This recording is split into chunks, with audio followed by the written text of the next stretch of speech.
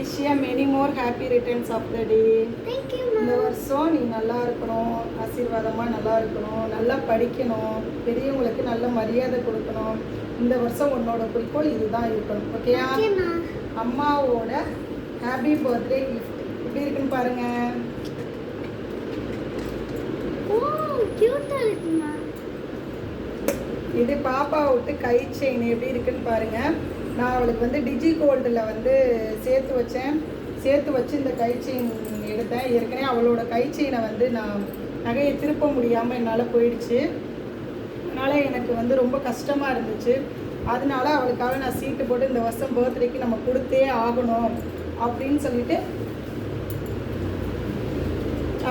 இந்த கோல்டை வாங்கினேன். எல்லோரும் எப்படி இருக்குன்னு பார்த்து சொல்லுங்கள். எல்லோரும் என் பொண்ணுக்கு வாழ்த்துங்க.